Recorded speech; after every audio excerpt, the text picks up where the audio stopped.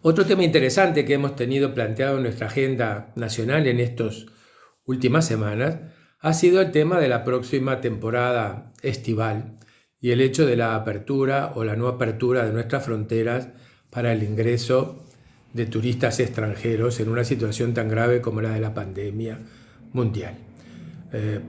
Por suerte hemos optado por preservar la salud de nuestra población y por lo tanto nos toca veranear en nuestro querido país a todos nosotros y cuidar mucho que las medidas sanitarias se respeten y que podamos pasar este desafío grande de la temporada con salud. En vistas a eso, yo me acordé de que estamos hablando de turismo, que estamos hablando, y se habló mucho de Punta del Este, ¿verdad? De cómo Punta del Este va a poder controlar o no el tema del aflujo de visitantes. Se han dado estos casos últimos de argentinos que vienen y que deben cumplir una cuarentena y se escapan. Tuvimos ayer el caso de uno que tuvo que ser emplazado ante la justicia por evadir la cuarentena, ¿verdad? Y entonces yo les voy a leer una paginita que no tiene mucho que ver con eso, porque tiene que ver con Punta del Este y con la mirada de los otros, porque los extranjeros, los turistas que vienen, son los otros que nos miran de afuera. Y entonces les voy a contar cuándo fue la primera vez que algún otro miró nuestras tierras y puntualmente la primera vez que miró a Punta del Este. ¿Quién fue y por qué? Para eso me voy a guiar por un pequeño libro, bueno, no pequeño porque es bastante gordito, que se llama Historia de Punta del Este, desde el descubrimiento de América hasta el siglo XXI, que es de Juan Ignacio Polo Rizo. Es de hace unos añitos, del 2007, si no tengo mala memoria, veamos, sí, de 2007. Y Rizo empieza su primer capítulo con un título que le llama Antes, 1502 a 1828. Y nos dice así: por vez primera, a mediados del mes de febrero de 1502, ojos del viejo mundo miran nuestra costa. O sea, es la primera vez que somos mirados por un otro que no son los indígenas autóctonos que pueblan nuestro territorio. Una armada portuguesa, cuyo jefe era el navegante florentino Américo Vespucio, expedición enviada a proseguir la exploración de las tierras del Brasil, alcanza las costas de la actual Punta del Este y sigue desplazándose hacia tierras sureñas del nuevo continente. Y de las cartas de Américo Vespucio, que se conservan 2 cartas originales de Américo Vespucio dando cuenta de su expedición, dice así Américo en su narración personal. Dice: así, navegando, tanto que encontramos que la tierra daba vuelta hacia el leveche. El leveche es un viento cálido que sopla en Europa desde el noroeste de África. Es lo que conocemos como siroco, ¿verdad? Es ese viento cálido que sopla del desierto del Sáhara hacia el continente y que los navegantes andaluces, los navegantes españoles utilizaban para poder navegar hacia abajo por la costa africana. Acá, obviamente, que no existe el leveche, pero es un viento también que proviene del sudoeste, es una sudestada de alguna forma, ¿verdad? Que las naves de Américo Vespucio utilizan para ir bordeando la costa de América hacia el Cabo de Hornos. Así que retomo. Navegando tanto que encontramos que la Tierra daba vuelta hacia el leveche, es cuando desde Punta del Este van internándose a través de la costa de hoy Canelones y Montevideo hacia la desembocadura del río Uruguay, ¿verdad? Así que la Tierra daba vuelta hacia el leveche y como doblásemos un cabo al que pusimos por nombre Cabo de San Agustín, comenzamos a navegar hacia el leveche. Y está este cabo 8 grados fuera de la línea equinoccial hacia el austro. Navegando vimos un día mucha gente, son los nativos, vimos mucha gente que estaba en la playa para ver la maravilla de nuestras naves. Y luego, como navegábamos, fuimos hacia ellos y surgimos en un buen lugar. Y fuimos con los bateles a tierra y encontramos que la gente era de mejor condición que la anterior, que la que encontraron en las tierras de las costas brasileñas. Y aunque nos costó trabajo domesticarlos, sin embargo logramos hacerlos amigos y tratamos con ellos. Estuvimos en este lugar 5 días y aquí encontramos cañafístula muy grande y verde y seca en las cimas de los árboles. La cañafístula en realidad no existe en América.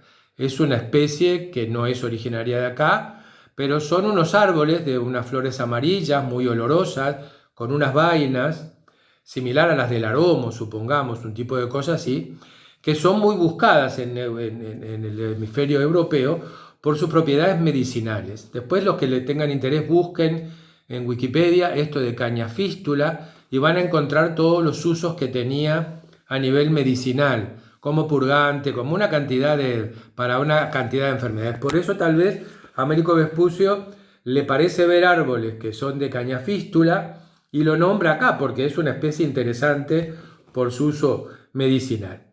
Así que bueno, encontramos cañafístula muy grande en la cima de los árboles. Acordamos llevar de este lugar un par de hombres para que nos enseñasen la lengua y se ofrecieron 3 por su voluntad para venir a Portugal. Así que bueno, en España reinaban los reyes católicos, ¿verdad? Desde 1474, Isabel hasta 1504 que moriría y Fernando hasta 1516. 10 años más tarde que Vespucio, que pasó por acá en 1502, en 1512, las carabelas portuguesas de Esteban Flores, una de ellas capitaneadas por el maestre y piloto Juan de Lisboa, pasan frente a la costa puntaesteña en viaje que ha sido caracterizado como predescubridor del Río de la Plata, por falta de revelación pública de lo que aún no era conocido, porque obviamente este navegante no consignó posiblemente el descubrimiento del Río de la Plata. Por eso tendremos que esperar a que venga Solís, cuando ahí se consigna por escrito y entra a la historia oficialmente el Río de la Plata, ¿verdad? Así que bueno, así que en el Tratado de Agulla de Marear, confeccionado presumiblemente en 1514, cuya autoría se le atribuye a Juan de Lisboa, ¿verdad? Juan incluye en el 35 grados de latitud sur al cabo de Santa María, llamado hoy Punta del Este. O sea que la zona más sur de Punta del Este fue nombrada por primera vez en una carta de navegación por esta expedición de Juan de Lisboa, que denomina a esa punta que hoy conocemos como Punta del Este, la denomina Cabo de Santa María. Y ahora vamos a explicar por qué nosotros ubicamos al Cabo de Santa María en La Paloma y no en el lugar donde tuvo su primer denominación, que fue en Punta del Este. Muy bien. Después de esto, del año 14, de 1514, donde está la expedición de Juan de Lisboa, tiempo después la expedición comandada por Juan Díaz de Solís, quien reemplazara como piloto mayor de España a Américo Vespucio, descubre oficialmente el Río de la Plata, aún innominado, al procurar el paso o canal interoceánico que asegurara una ruta marítima directa a las costas de la especiería. Surca sus aguas y lo llama Mar Dulce, ignorando su nombre indígena de Paranaguazú o Río Grande como mar. Fue el 20 de enero de 1516, o sea que tenemos febrero de 1502, Américo Vespucio, 1514, Juan de Lisboa, y el 20 de enero de 1516, Solís dio vista a la isla de San Sebastián de Cádiz, como se le denominaba a la isla de Lobos, por ser el día de San Sebastián. Bautiza también la bahía y su tierra como Nuestra Señora de la Candelaria el día de su conmemoración, 2 de febrero, tomando posesión de ella en nombre de la Corona de Castilla. O sea que la zona de Punta del Este entra oficialmente a la historia escrita, a los mapas de cartografía, a los actos de posesión de la corona española con la expedición de Juan Díaz de Solís, y ese 20 de enero de 1516 Solís bautiza a la isla de Lobos como San Sebastián de Cádiz, y a la zona de Punta del Este y de la bahía y del territorio adyacente lo denomina, en honor a la advocación de la Virgen que se conmemora el 2 de febrero, como Nuestra Señora de la Candelaria. Por eso la iglesita de Punta del Este es la capilla de Nuestra Señora de la Candelaria. Muy bien. En realidad, un historiador argentino dice que Solís no desembarcó realmente en Punta del Este, sino que desembarcó en la barra del arroyo Maldonado, ¿verdad? Pero de todas maneras, sea la barra del arroyo Maldonado, o sea en realidad la bahía de Punta del Este, es en este acto en que se oficializa el descubrimiento de Punta del Este para nuestra historia. Y entonces, en la narración de la expedición de Solís, se dice que Solís decide explorar la tierra firme, y el 2 de febrero, al amanecer del 2 de febrero, en una pequeña embarcación, en un pequeño batel, se dirige hacia la costa. Encontró un río mediano, que posiblemente es el río de la barra, ¿verdad?, de Maldonado. Un pequeño río mediano donde desembarcó con su gente. Buscó por las inmediaciones una colina o un árbol grande, como decían sus instrucciones, las instrucciones con las cuales él inicia su expedición por los mares del sur, ¿verdad? Las instrucciones que le da la corona a él como navegante mayor de Castilla. Entonces estaba buscando una colina o un árbol grande, porque allí debía hacer los actos de toma de posesión del territorio para la corona española. Así que buscó una colina o un árbol grande donde erigió el símbolo de la soberanía española, y lo encontró a 7 cuadras hacia el oeste de la costa.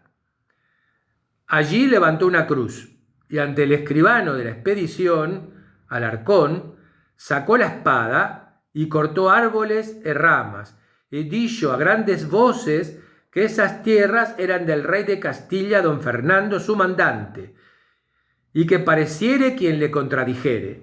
Y como no pareció nadie, ordenó que tocaran a tambores y tañeran trompas, y dijo que llamaba a ese lugar de la Candelaria por ser la festividad del día. O sea que, cumpliendo el mandato de la corona, él toma posesión en nombre de Fernando, rey de Castilla, en ese día que se festeja Nuestra Señora de la Candelaria, 2 de febrero de 1514. Y así oficialmente entra nuestro balneario supremo, la perla de nuestra costa, entra en la historia mundial. Así que bueno, el tema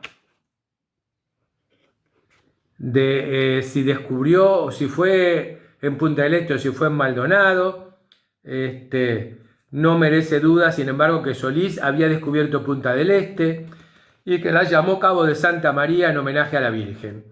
Lo confirma el Ministerio de Relaciones Exteriores del Uruguay cuando aborda las cuestiones de límites del Río de la Plata en 1964, donde se afirma: el Cabo de Santa María, descubierto y bautizado por Solís, fue sin duda, hasta fines del siglo XVIII, la Punta del Este, según diversos autores y mapas. Es decir, que en realidad hasta fines del siglo XVIII, Punta del Este es conocida como Cabo de Santa María.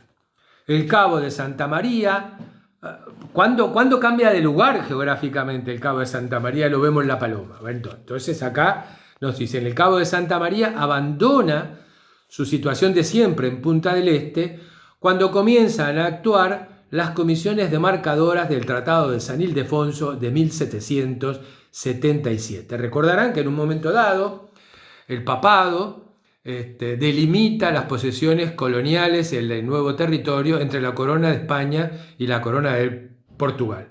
Por lo tanto, la línea del Tratado de San Ildefonso deja hacia la derecha los territorios de Portugal y hacia la izquierda los territorios de la corona española. Esa línea pasa por nuestro territorio y a partir de ahí los portugueses tratarán de tirar la línea hacia el río Uruguay y los españoles tratarán de tirar la línea lo más hacia el territorio brasileño posible. Así que cuando se comienza la acción de la comisión demarcadora de esta línea, el piloto de marina Joaquín Gundín, integrante de la primera partida demarcadora, como consecuencia de haber consultado a unos pescadores de la zona, corre el Cabo Santa María desde Punta del Este hasta su ubicación actual en la latitud 34 grados 10 y no 35, es decir, 50 millas más hacia el oeste, hacia el este, es decir, hacia el Brasil, debido al deseo de alejar a los portugueses lo más posible, ya que el artículo 3 del Tratado de San Ildefonso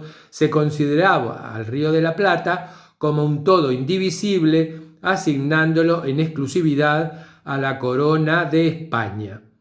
Por declaratoria del 31 de enero del año de 1961, los señores ministros de Relaciones Exteriores del Uruguay y de la República Argentina convinieron en fijar la península de Punta del Este en su parte más sudeste como límite de las aguas territoriales del Río de la Plata. O sea que, zanjadas todas estas cuestiones, a partir del Tratado de Límites con la Argentina de los años 60, se fijó que Punta del Este es donde termina el Río de la Plata y donde empieza el Océano Atlántico. Y el Cabo de Santa María, primer denominación que le da Solís a la zona, lo tenemos hoy donde está el faro de La Paloma, que se denomina justamente Cabo de Santa María, ¿verdad? Y que lo corrió, como recordarán, los primeros demarcadores de la línea de San Ildefonso para alejar a los dominios portugueses, que ya habían tenido una intromisión muy seria cuando fundaron Colonia del Sacramento a fines del siglo XVII. Por lo tanto, los españoles querían tener lo más alejado posible a los portugueses para que no se metieran en el territorio adyacente a la desembocadura del Río de la Plata que el Tratado de San Ildefonso había otorgado como pleno posesión de la corona española. Muy bien, así que cuando vayamos a veranear o pasemos por Punta del Este, recordemos esta rica historia y recordemos que fue entonces en 1502, hace exactamente 420 años, ¿no? 418 años, si no me sale mal la cuenta, en que por primera vez un extranjero posó la vista sobre este territorio privilegiado que la naturaleza nos ha dado para veranear. Bueno, disfruten mucho del tiempo que está muy lindo, cuídense y nos vemos la semana próxima.